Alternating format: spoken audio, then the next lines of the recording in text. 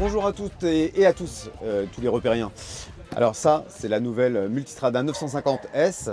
La Multistrada, c'est une moto qui me touche particulièrement, puisque depuis sa sortie en 2003, j'ai pas arrêté de la suivre. J'avais fait le mototour à son guidon, au guidon de la 1000, quand elle était sortie donc en 2003, et elle a beaucoup évolué depuis. Alors la 950, déjà, avant de parler de la S, elle change pour l'année 2019, puisque les deux jantes sont plus légères. Le bras oscillant qui vient de la 1260 Enduro arrive aussi sur la 950, ce qui lui permet de perdre un petit peu de poids, 2 kg au total, ce qui est pas mal pour une moto qui aujourd'hui en pèse 230 tout plein fait.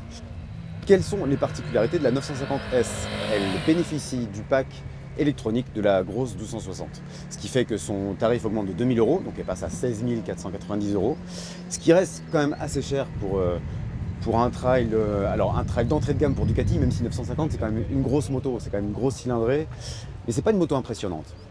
Avant de parler donc du pack électronique qui fait toute la nouveauté de la 950S, on va déjà parler de ses qualités dynamiques, et c'est une moto super agréable à rouler, surtout sa partie cycle, qui elle, donc je parlais tout à l'heure de la première Multistrada, cette partie cycle a beaucoup évolué, et maintenant elle est très routière, très rigide. On n'est pas sur un trail comme une Africa Twin ou même une Triumph 800 XC, on est plus sur une routière un petit peu sportive, donc vraiment à la sauce Ducati quoi, dans le style, qui a un comportement très sain sur route, avec un empattement long, 1594 mm d'empattement, donc quasiment 1,60 m, ça lui donne une stabilité vraiment appréciable, surtout dans les petites routes, là, une centaine de kilomètres de Valence. Il y a beaucoup de petites routes avec des virages serrés, une adhérence parfois un peu précaire. Et là, on peut remercier aussi les Scorpion Trail 2, les Pirelli Scorpion Trail 2 en monde d'origine, qui font très bien leur boulot. Donc très bon châssis, très bon confort aussi. Et ça c'est une nette évolution sur les Multistrada. Cette 950 est très agréable. La selle est creusée, ça se voit sur le dessin, hein. Le guidon n'est pas trop large. Les pieds on tombe bien sur les repose-pieds. Elle est un petit peu haute évidemment. Alors moi je mesure 1,68 m, donc je suis tout à fait qualifié pour juger de la hauteur des trails. Évidemment les gens qui font 1,80 m n'auront pas de problème. 1,68 m, on a facilement quand même un pied par terre. Elle n'est pas très large, c'est une moto qui reste assez fine. Son poids, donc 230 kg, je le rappelle, sans le pack touring, sans les valises. Son poids ne se fait pas sentir du tout, il est très bien réparti. Après, alors le moteur, évidemment, une Ducati, c'est un moteur, le bicylindre. Donc 113 chevaux, toujours, 9,8 m/kg de couple. C'est un moteur qui est très agréable. En revanche, Ducati nous présentait hier les particularités techniques de la moto en nous disant que le couple s'étale de 3500 à 9500 tours. Franchement, au guidon, c'est pas tout à fait ce qu'on voit. La moto s'exprime plutôt à partir de 5500 tours. Et là, de 5005 à 10 500, elle marche vraiment, quoi. Là, on sent que c'est quasiment à 1000. En dessous, elle est pas mollassonne, elle est agréable, elle est coupleuse, mais il n'y a pas cette force Ducati. Alors, le package technologique, puisque c'est quand même, électronique, puisque c'est la particularité de la S, hérité donc de la 260, il y a évidemment le traction control, le shifter quick and down, c'est-à-dire qu'on monte les rapports et on descend les rapports sans toucher l'embrayage. Et il y a des riding modes, donc sport, touring, etc. Enduro aussi, qui permet de déconnecter l'ABS. Il y a le Ducati Hide Control qui permet en fait de démarrer en côte ou de rester en côte en appuyant juste sur le frein arrière, en lâchant le frein après, la moto ne bouge plus. Voilà des petites choses comme ça. Il y a aussi les feux à LED qui sont directionnels. Ça c'est pas mal.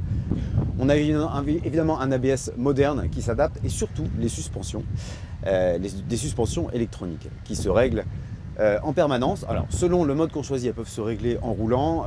On peut aussi les figer sur un mode sport ou sur un mode plutôt touring, surtout quand on est à deux avec des bagages. On peut aussi choisir toutes ces particularités électroniques dans un package préprogrammé. Et en tout, Ducati nous disait qu'il y a plus de 400 programmes possibles. Alors évidemment, ce serait un petit peu long de tous les tester. Même si on achète cette moto, ce serait quand même pas très pratique, quoi.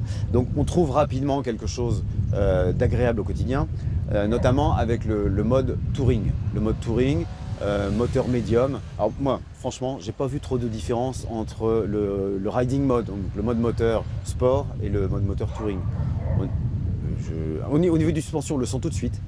Quand on se met en sport, on sent la moto qui se raidit, les suspensions qui deviennent plus fermes, on le sent vraiment sans avoir besoin de rouler vite. En revanche, sur le moteur, c'est pas tout à fait évident. Peu importe, de toute façon, ça marche bien, c'est confortable, c'est très bien fini aussi. On a une suspension très efficace. Il y a un mécanicien de Grand Prix célèbre en France qui s'appelle Guy Coulon qui disait une moto c'est d'abord des bons pneus et des bonnes suspensions. Bon, en l'occurrence on a ça. Et puis on a ce moteur très agréable avec ce son. Et je parlais tout à l'heure de finition, il faut jeter un œil sur l'échappement très étroit. Ça c'est une prouesse du design de Ducati, parce que Ducati c'est des moteurs mais aussi du design.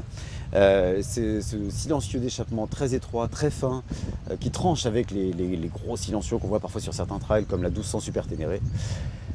Ça c'est pas mal. Donc voilà, tout ça en fait une moto quand même très agréable, un petit peu chère, qui marche très bien.